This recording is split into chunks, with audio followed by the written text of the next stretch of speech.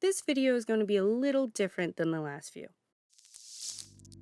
Normally, I would be entertaining and educating you on a spooky legend, but today we're going to be talking about something a little more fact than fiction.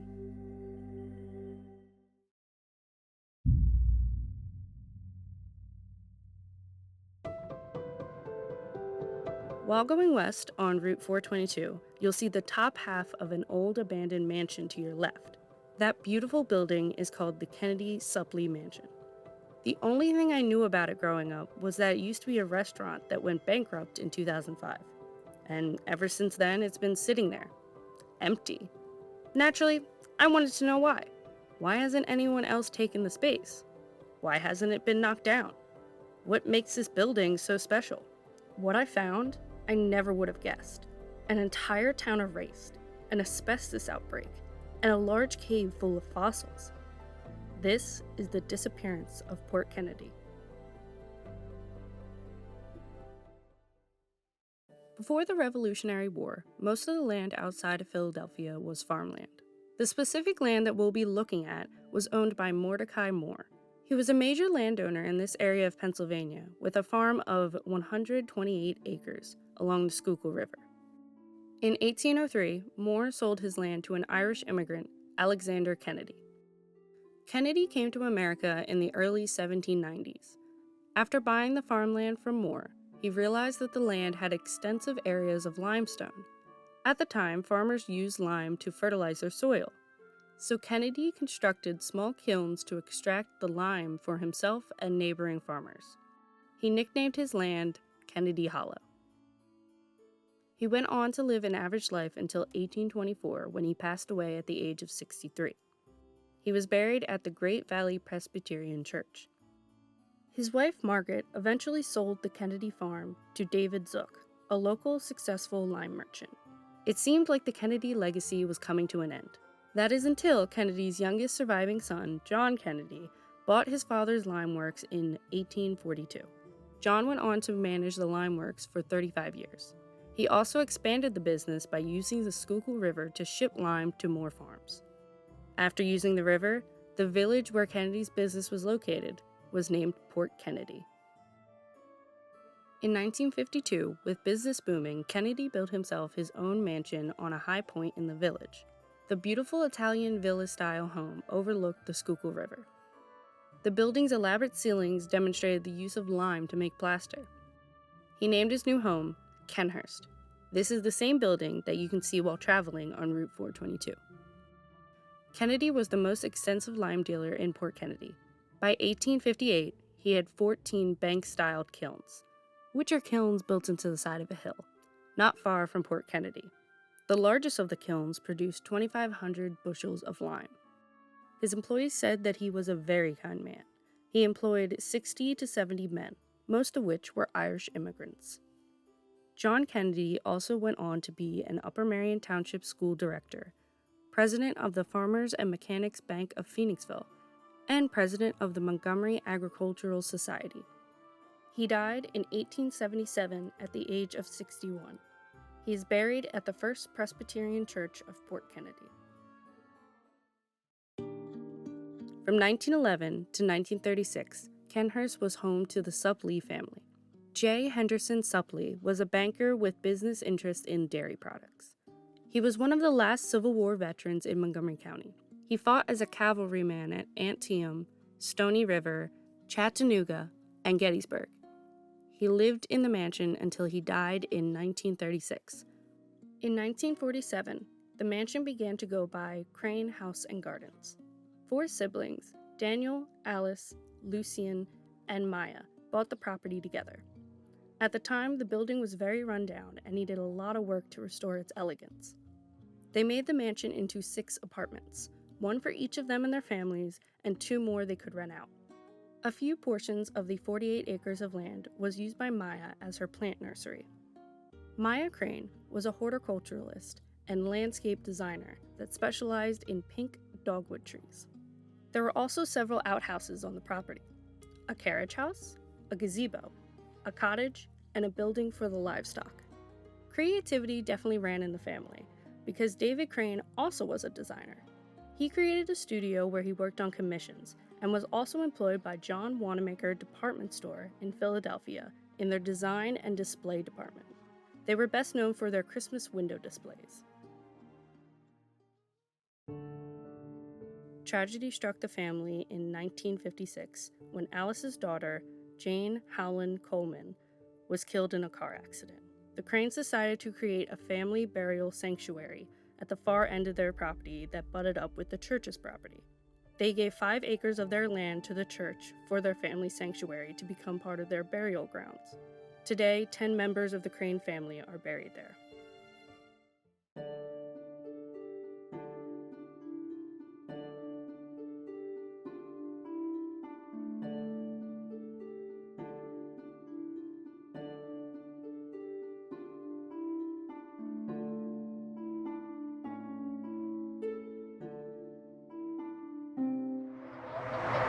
There's a whole wooden bench over there.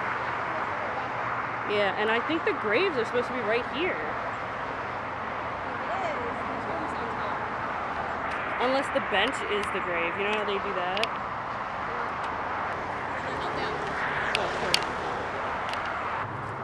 Oh, Noel took the easy path. Do you know the way? I see that.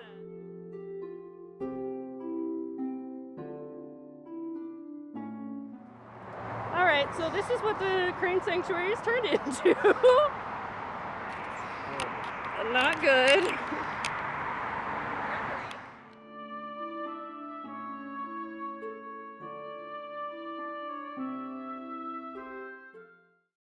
The Crane family continued to own the property until 1967, when it was sold to the state of Pennsylvania for the expansion of Route 422.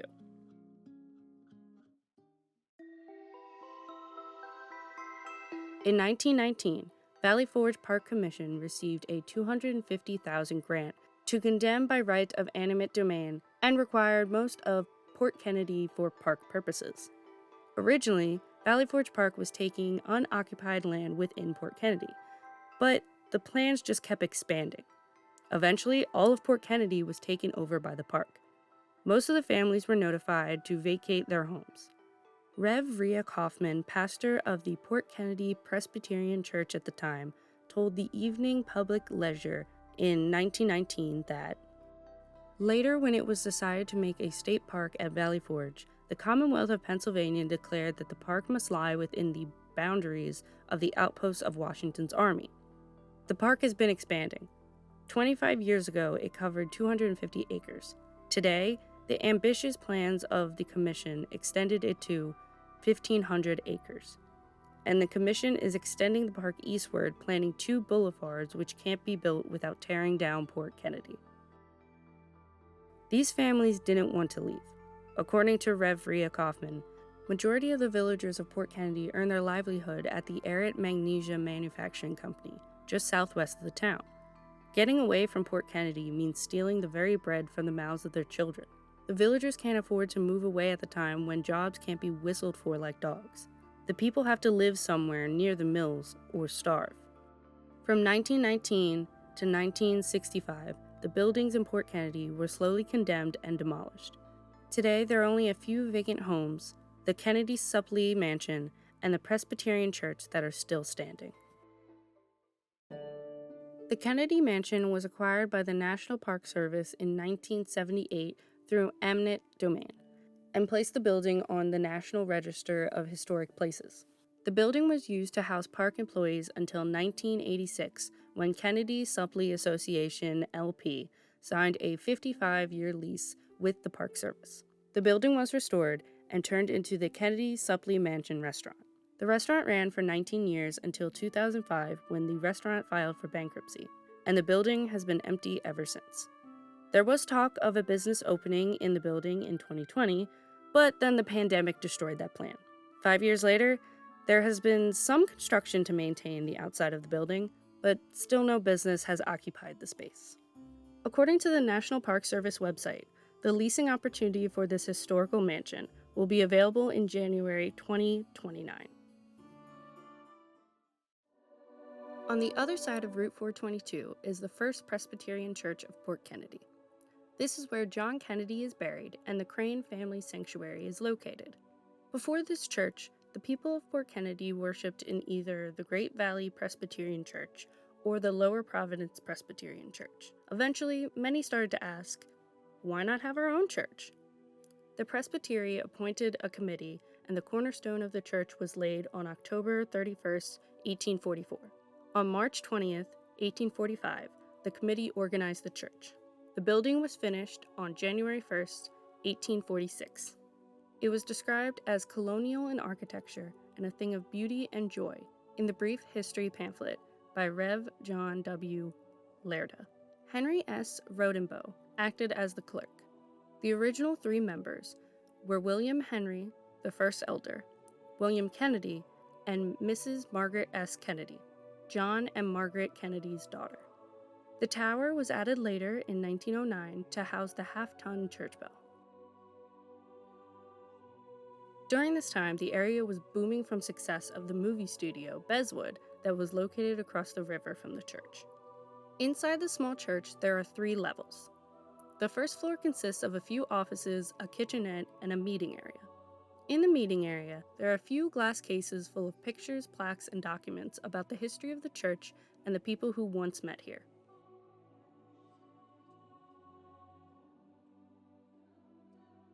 The second floor is where the pews can be found. Originally, there was a big organ, but it was replaced by an electric one that was gifted from 2 members. Recently, a ramp was added on the side of the church for accessibility. This ramp leads to the second floor. While the chairs in front of the church have changed design, the pews are original. The third floor is the balcony above the pews.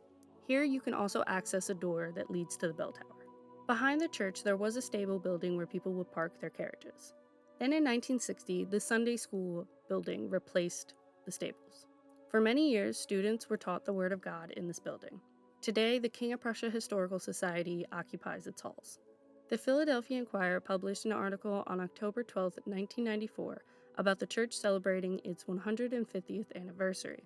At the time, a new Valley Forge Road was built parallel to the old Valley Forge Road, which is where the church is located.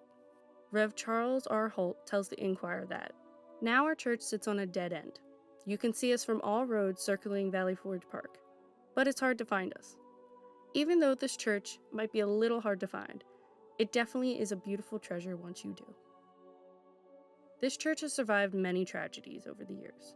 From the Civil War to the Great Depression to COVID, this church has been able to keep serving its members as a place of community and refuge.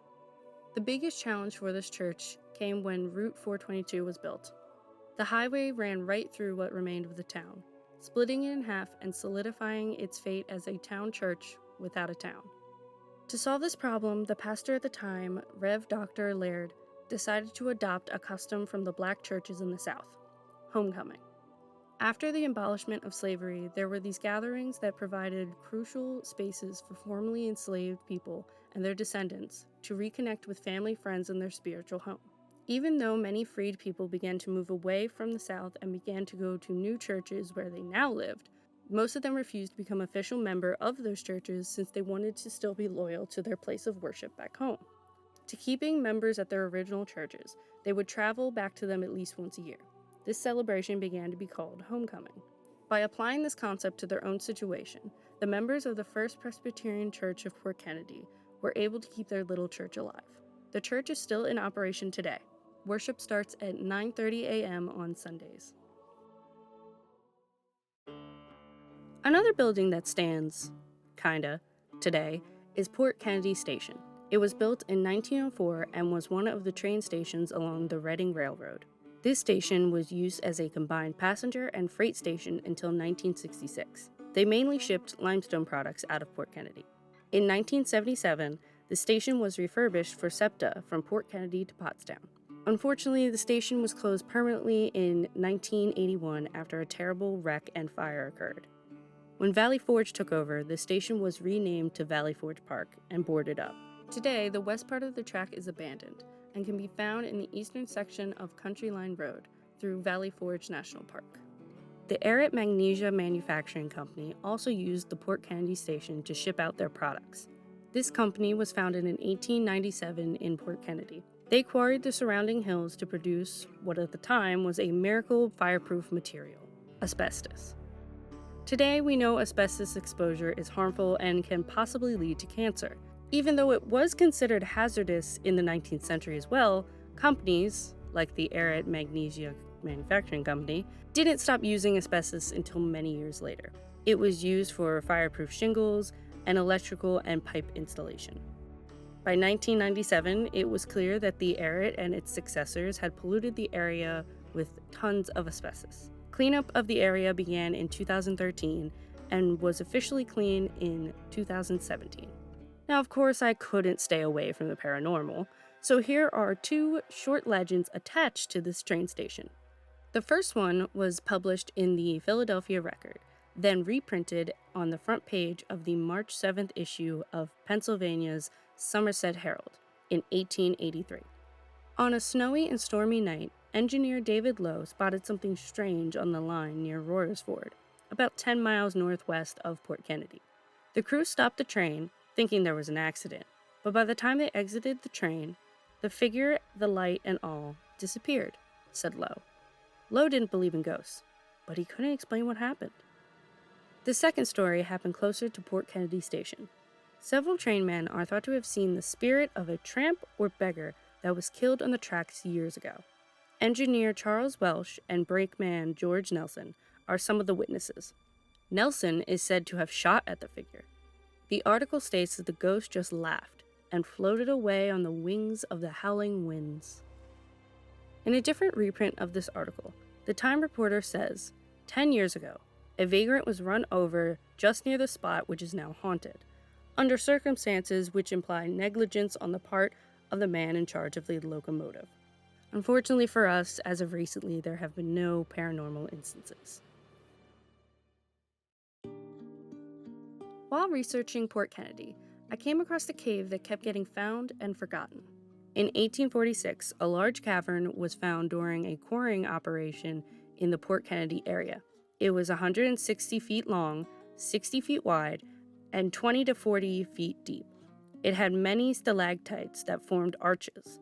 The cave was so large that an audience of several hundred people attended a concert of the Great Valley Brass Band in one of the cavern chambers for two 4th of July celebrations in 1846 and 1847. The walls of the cavern were later quarried away, and the cave was forgotten. In 1870, the cave was found again while quarrying for limestone, and they called it the Bone Cave since it was filled with many fossils. Several scientists visited the area to research it. Charles M. Wheatley and Edward Drinker Coop both published their findings in 1871. Coop is the most famous for his competition with O.C. Marsh in the Bone Wars. Many of the fossils found were of mammals, birds, reptiles, insects, and plant fragments. Most of them date back to the Middle Pleistocene time period, aka the Ice Age. Today, most of these fossils are in the collections of the Academy of Natural Sciences of Drexel University in Philadelphia and the American Museum of Natural History in New York. Occasionally, the Valley Forge Visitor Center will display some of the fossils. These fossils are still being studied today. After the first excavation of the cave, they covered it up. In 1893, the cave was exposed again by quarrying, but this time at a lower level. Additional fossil collections were made by Samuel G. Dixon and Henry C. Mercer from 1894 to 1896. Blasting the cave accidentally allowed river water to flood the cave, making it impossible to further research. The exact location then became buried and forgotten again. The quarry was used as a dump for industrial waste until it was filled. There was actually a rumor that a locomotive crashed into the quarry for a, now lost, 1915 silent film, Valley of Lost Hope. A magnetic survey done in 2004 did not find any evidence of this, and eventually the area was covered with vegetation.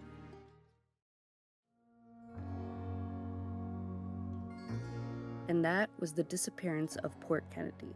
Let me know your thoughts down below in the comments, and remember to like and subscribe. Thanks for watching.